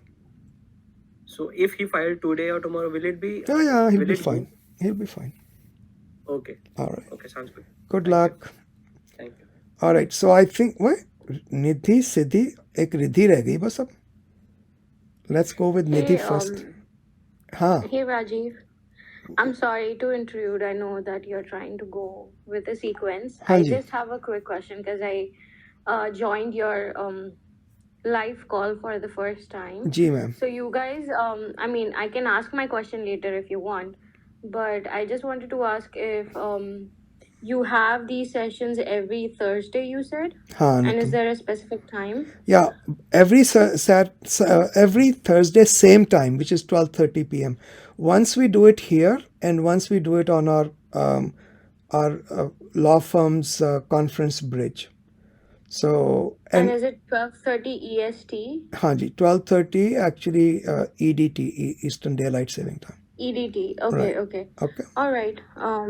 So you want me to ask my question? No, I want you to time? wait until I get to you. So Nidhi, all right. yeah, you Thank are. you. Yeah, so just wait, please. Nidhi, go ahead. Yes, I'm here. Hello, Raju. How are you? Good.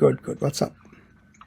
Yeah, so I have one question. So I already pursued my first master's in electrical and electronics engineering, and my H1B did not get picked up, and I'm doing my D1 CPT in data analytics. So, but I'm hearing many people saying that like if you're doing your second master or like another degree on your D1 CPT, it's good if it's PhD only. Not at the same master's level. No. I don't think that's a requirement. But I just think that if anybody were to question your intentions, it is always a good thing to be able to show that you are actually making a career progression. Okay, so yes. So for example, if you have a degree in information systems, a master's degree, and the second degree is in data science, and that's your interest, obviously you want to go into AI and machine learning and all that. So, I think there's a natural career progression there. I'll be okay with that. Okay. Yeah, that was the reason I selected data analytics also, because it's like a booming field. So Yeah, it will be helping my absolutely. career path. I'm thinking of leaving law and going into data science myself. You guys, why should you have all the fun, man? That's not nice. I was telling And somebody, question. I Yeah, actually asked ChatGPT to teach me how she works. And she actually explained everything to me. And then I finally said, look, I understand JavaScript. Show me how you create a neuron in JavaScript as a part of your, what is it called? Damn, I'm a bio major and I can't remember. How do you create a neuron class, right? So she actually showed me, and I actually asked her. I said, "This is not a inherent function in Java. JavaScript? What are you writing?" And she goes, "Oh wait, I did not tell you the background. Here I have drafted this, and it's really fun. How much? I mean, when I grow up, I want to be a data scientist." And another quick question. So I'm trying to renew my driver's license. So my existing one, which expires on my EAD last date, which is today.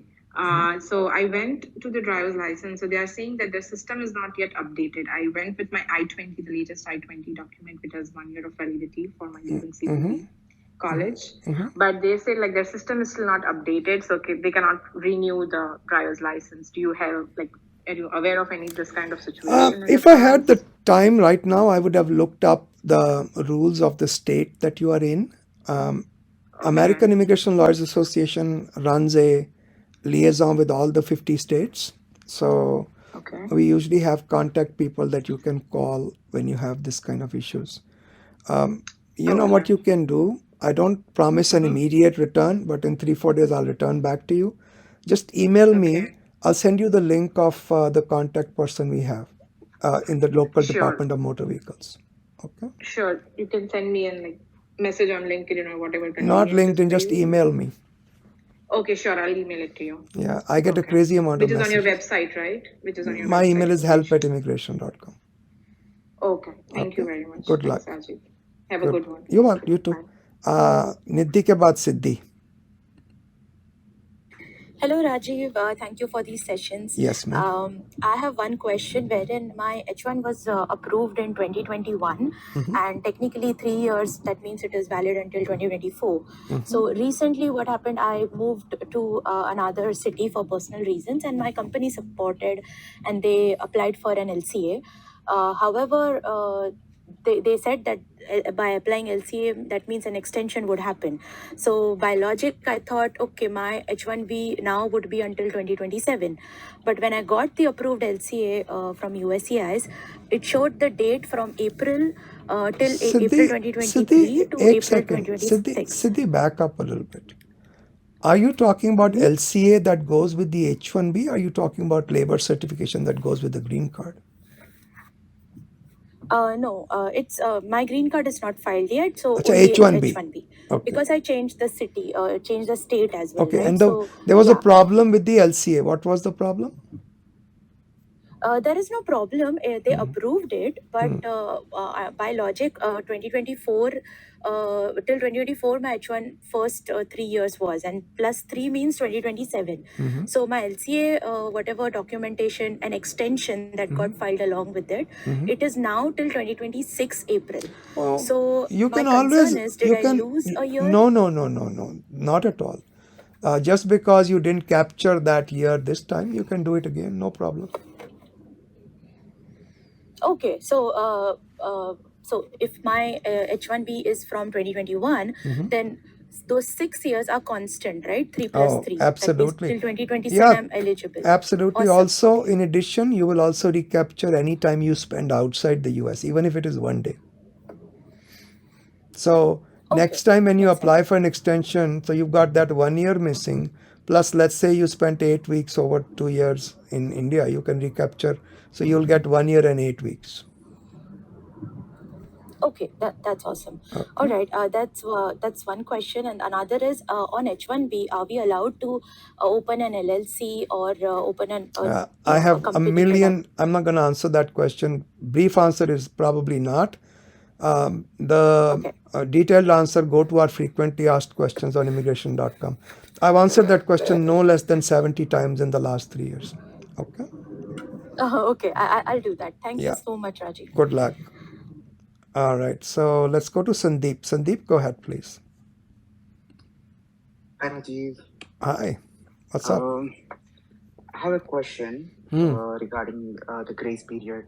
So recently I got laid off on April 28th, and June 27 is my grace period gonna end. And I have applied for multiple companies, 2 companies, and from one company I got my approval, and the other company is in the queue. Mostly by end of this week I'll get my approval notice. So would that mean that my grace period ends now, or else on the start of the next employment the grace period ends? Okay. Sandeep, I'm sorry. I kind of missed that. Let me get back. Let me rewind this a little bit. So you got laid off, but another company has an H1B not selected but pending? No, I got laid off April 28th, Achha. and 27th of June is my grace period is gonna end. So in between, Are you on I was H1B? in the That's job. where I'm confused. Are you on H1B or OPT? Yes, You are already on H1B. H1B. H1B, Okay. yes. Okay. No So yeah, that's where the So confusion was. You're already on H1B. When you got laid off and the 60 days ends in June. Okay. Keep going. yes, and I got 2 offers, and 2 of them started my visa transfer process. Okay. And one was got one. I got my approval notice from one company, and other company is yet to get Achha. end of this week. Got it. And I was planning to go to choose the second offer, Okay. which I'm going to get the approval notice this Friday, end of this Friday. Okay. So would that mean my grace period gonna end by now, or else it's gonna end after I start my next employment Okay. with my next So employer? I think you haven't even joined the second employer, so your grace period would end based upon the first employer. Okay, that means like once I June. start my next employment. Yeah. So the way it would work is, so let's say within your 60-day grace period, you have 2 H1Bs filed, correct? Yes. The first one is approved, the second one is pending. And my answer to your basic question is, your 60-day grace period remains till June because you have not joined the second employer. Okay. Okay. Got So you. it still remains till June, but it's not a problem because you got the H1B filed within the grace period. So you're fine. Okay, so if at all my start of employment get delayed, maybe it's gonna be like July 10th or July 5th, That should something be like all that. right. That should be all That right. should be, even So though the even though I can regulations, stay in this hang country, on, right? hang on. The Department of Labor regulations say if an employee is already in the United States, employer is obliged to hire them within 60 days or whenever he reports for the duty or she reports for duty, whichever is earlier. Okay. So I would read that to say that if you joined a month or 40 days or 2 weeks or 3 weeks later, that's perfectly okay. I don't see any problem with that. Okay. And one more question, since I'm going to I was have in the to, grace period, Sandeep, I'm going to have to and move on. There's a bunch of people waiting, so make it really quick. okay, I'll make it very quick. So since I got, as I said, I got 2 offers. So will that gonna affect in my I-140 application? No, Like, no will there problem be at any all. question? No, multiple offers are common. No issue. Okay. Okay. Good luck, sir. Sounds good. Yeah, thank you for your time. You're welcome. Bye-bye. Okay, let's go to Shivali. Hello, Rajiv. Hello, ma'am. So this is the first time I joined the call. So actually, this is my final year of STEM OPT, and my OPT is expiring on 6th of July. So the thing is, my company applied they applied for H1B, but it didn't get picked up. Okay. And my H1B got picked up through one of the consultancy I applied. Okay. Because I had multiple registration through different consultancies. Okay. So, but only one picked up, and I'm working through them to find a project. I also asked my company if they can convert to contract with them, but they are not sure because of the because they are confused, like they are not ready to do it because of the financial thing. Right. So I'm trying to find a new project, but it's already too much late. Like I don't know if I'll be able to find it. So is there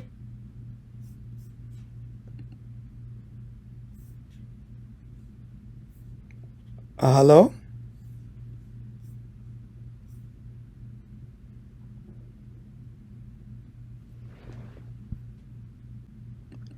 I think the system just cut me off. Let me try to get back in. I don't know if there's a time limit on these calls. Let's see. Trying to get back in, guys.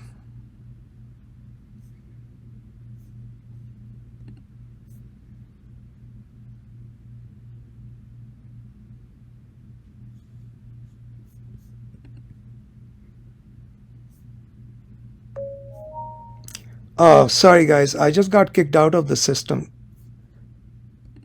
Sorry, I just got kicked out of the system. Can you hear me okay, everyone? Yeah, now Okay. I can hear you. I think there might be a time limit on these calls. It just kicked me out. Okay, Shivali, go ahead, please. You were saying, so multiple filings, employer doesn't want to do through a contract, and I don't blame them. So what is the question? Yeah. So the question is, like, if I won't be able to find a project through my consultancy, is there a way like they can still apply for my H1B file petition with their in-house project to USCIS? This is something I'll have to talk to your employer and you both in detail, or talk with their lawyers. I can't give you an advice without knowing more about the facts. Okay. Okay. So Okay. And yeah, every case is different. okay, and I'm also thinking like to apply for day one CPT in case like if nothing works out. So I really want to do PhD, but I'm confused like because there are less colleges for day one CPT. So I'm planning to do with Cumberland University, if you heard about it. Like, will this be good? Like online PhD with the university? Ma'am, you can't do online PhDs. There's only a certain number of credits you can do. I think it's like 3 credits. So you can't be on F1 and do online PhD. Okay, so this is hybrid, but for the masters, what I have talked to the university, they said like you have to come twice only in a semester. I don't know the answer to your questions, but I know one thing, that you can't do your entire degree online. That's not allowed. And also, beginning of the next academic year, which is I think July, August, whatever that is, you won't have the COVID flexibility of taking classes online. Okay. Okay. So let me move on, ma'am. Okay. Good luck. Okay, sure. Thank you. Bye bye. Praveen Dubey ji, go ahead. Namaste Rajiv ji. Thank you for hosting this session. Ji, bilkul. So my case is, let's say 90-95% similar to what Shivali just described. So my OPT ends on 14th, and I had also applied through my primary employer. And also through a consultancy. So the visa was picked through consultancy, not the employer. So now I have left that employer just to free up my I-20, and I've informed my DSO. My question is, since my OPT ends on 14th of June, and if I do get an offer letter, let's say about in this week or sometime around early next week, will I miss the timeline to file for or apply for cap extension? See, this is the problem with cap extension. And I'm trying to again speak from memory, because this cap extension issue became an issue after the instituted the lottery. It used to be simple earlier. But now, if I remember correctly, what you have to do is, you have to get your H1B filed before your OPT expires. Okay. If you're not able to do that and you do it in the 60 days following, again, double check with your lawyers, please. I believe you can stay in the US, but you cannot work. Okay. Okay. And again, I've also enrolled into a Day 1 CPT program. That's an executive MBA. My master's was in engineering management. Data analytics was the major there. And now I've enrolled into executive MBA Day 1 CPT program. So if I do get a project for which the H1 is applied, can I start working on CPT until October and then continue with the same job on H1B? I don't see why not. There's no law that says you cannot. Okay, so I can start a project with the same employer on CPT and then convert. Okay, just because the H1 will be filed through the OPT and now I'm trying to work on CPT No, I first. think that's okay. I mean, CPTs are suspect to begin with. This kind of arrangement is definitely not illegal. I don't see anything illegal about it. Okay. Okay. All right. Okay. And the job can also begin after June 30th, right? I mean, because the consultancy that I am working with, they said that your job should start before June 30th in order for us to file. Otherwise, it will be rejected. There will I be don't know what that means. Okay, so the job can start at any point with a valid work authorization. Yeah, absolutely. Okay. Thank you so much. That's all I had. You're Thank you welcome. so much. Good luck, sir. Yeah, thank you. Srisha, go ahead, please. Hi, Rajiv ji. I recently, my H1B got picked, and I'm trying to apply based on consular processing or change of status. So basically, there's an option where you can apply once you get an approval. You get to not activate it until the STEM OPT completes, right? So I was wondering, are there any disadvantages for this? And The disadvantage I see is what if you get laid off? And if you get laid off, and hopefully that will never happen to you, but if you get laid off, are you exempt from the lottery because you never did a change of status and you never got a visa stamp? So, I would be concerned about that part. Okay.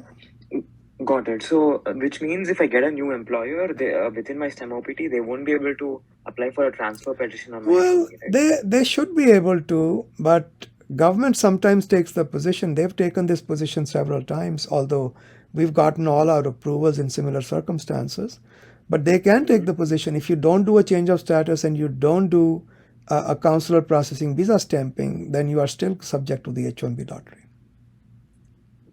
Oh, I see. So let's say I don't activate it, and after October 1st, I get laid off, and I go to a new employer. So That's where the problem is, because they could say, government could come back and say you haven't completed your H1B process. I see. Okay. So that would be up to USCIS discretion to approve we the can transfer certainly petition. take them to court over it, but why get into a fight if you can avoid it? I see. Okay. Okay, sure. Good luck to you, Got sir. it. All right. Thank you. Yeah, Gaurav, go ahead. Anutamaji, you are the last person. Hello, Rajiv, sir. Yeah, Gaurav, sir, go ahead. So I'm in a situation where like my H1B got picked this year with Michael Stores, but in May I got laid off. So I asked them like, will you be continuing my H1B process? And they said like for a courtesy, they are filing consular processing. And currently, like I don't have a job. I'm looking for the new job, and I'm also waiting for my H1B to get approved. So, will it be what is consular processing, and will it be transferable before stamping if I found a new employer? Yeah, we just discussed that a moment ago. That's what we were talking about, Gaurav. So there are two parts to F1 to H1, right? First, you have to get an H1 approval, and then you have to actually convert from F1 to H1. Okay. Yeah. That's called change of status. The conversion process you can do through change of status within the United States or by going to visa stamping outside the US. Okay. And my concern is like, if I found a new employer, let's say my H1B got approved, and if I found a new employer, will that new employer be able to transfer my H1B? Yeah, that's the question I just answered. I said it's doubtful. Because government, at least in theory, takes the position that unless you have completed the H1B process, you are still not exempt from the lottery. And the completion is at least getting a change of status or getting visa stamping. And there are some lawyers who would say that you have to even work for the sponsoring employer for at least 1 day after October, which I don't think is true. So I would say think about either doing a change of status or getting a visa stamp as early as possible. Okay? Okay. Good luck. Sure. All right. Last two people, guys. Anutamaji, thank you for waiting. Go ahead, please. Hi, Rajiv. So coming back, I have a question for you about. So I'm on H1 currently, and my company just filed my green card. Now I've done my master's in construction management, but I'm trying to change my field to get into supply chain or Sure. business analytics. I mean, I'm still choosing, and I'm trying to do an MBA. But because my green card is already in process, and by the time I will finish my MBA, I will have my I-140 approved. So what I'm trying to ask is, and this is what I've heard, is if I change my field completely, I would have to go through the whole process again, like file for a new green card all over again, because it's this is in construction field that I'm applying through. So is that true, or what process I will be going through at that point? Okay, so that's a fairly lengthy question, and it has nothing to do with your field. It has to do with the nature of the job offer. Okay, so the way this works is basically the green card process is built upon a job offer. The job offer must always remain in place, never being interrupted, and you must have the intention to join that job offer, never being interrupted. Okay. Now, you can always go and do an MBA and still come back to the same job. That is what causes the green card process to continue. Okay. Now, just because you change your field doesn't mean your I-140 goes away. You still carry your priority date. Now, if you did not join that employer who sponsored you for the green card, joined somebody else, and even if it was still in pre-construction, if it was in construction management, you would have to start green card all over again anyway. Okay. So you have to start the green card all over anyway, not because you have a change of field, just because you're not joining that same employer for the same job. That's the problem. Right.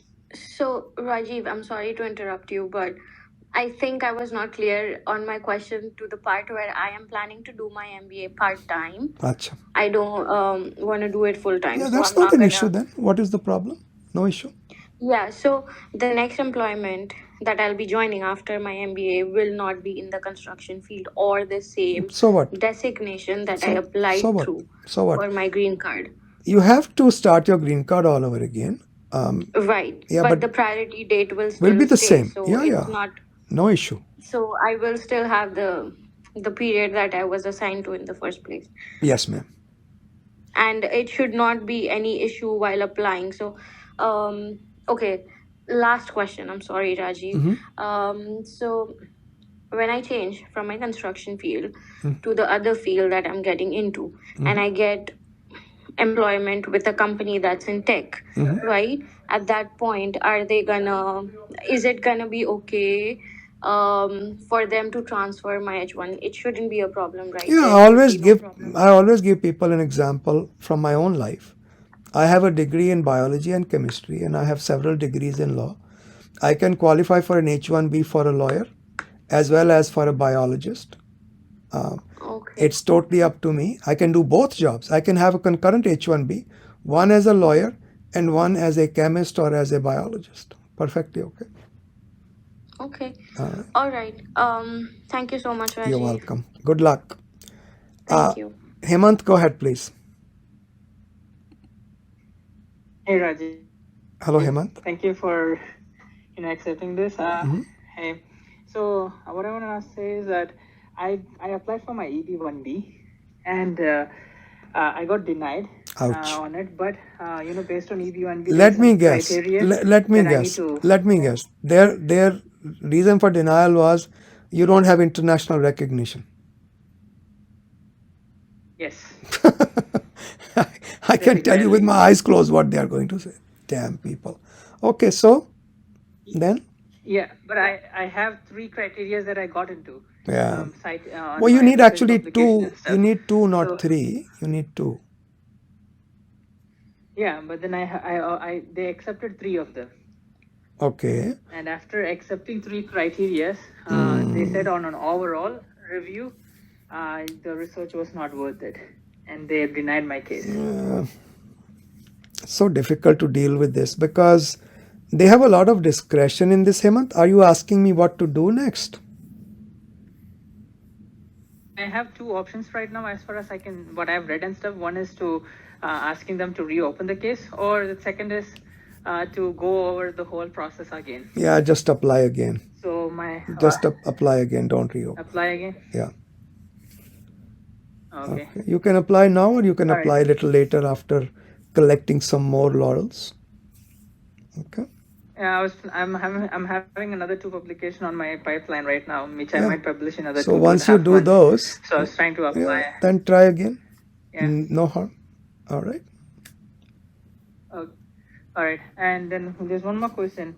I've during this conversation that we have been hearing for the past 1.5 hours, I heard that there's possibility of doing multiple H1Bs. Now, is it possible to actually work for on 2 H1B jobs? Yeah, I just gave an example of one of our clients who was working for 3 H1B jobs at the same time.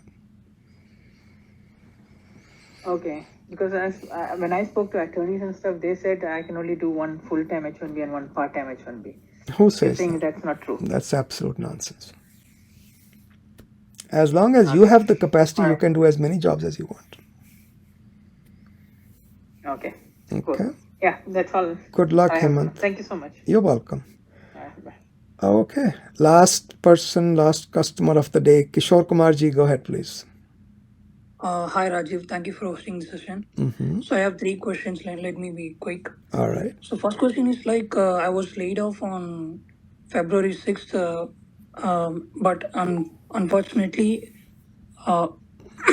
fortunately I was transferred my H1B. I got my H1B transferred. So now I got my receipt with me. It's in the pending state. So can I travel to India in this time?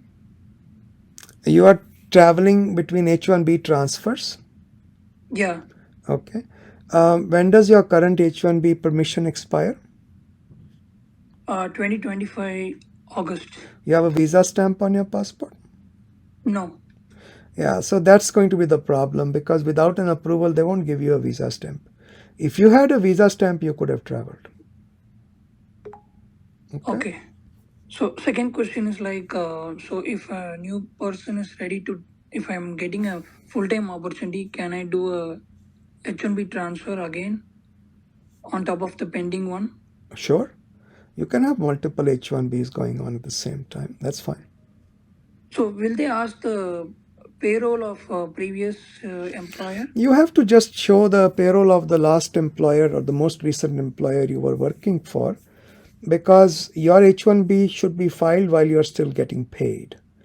If it doesn't get filed during that time or the 60 days following that or the time remaining on your I-94, whatever is shorter, then they will deny you the H1B. You'll have to go outside for visa stamping. They'll give you the H1B approval, but not status. So whose pay stubs you have to produce? Whichever employer is giving you status. Oh, okay. So the first employer, right? Who I don't know first, second, third. There's so many different permutation combinations. The bottom line is whichever employer is giving you status, that's the employer whose pay stubs you will want. Okay.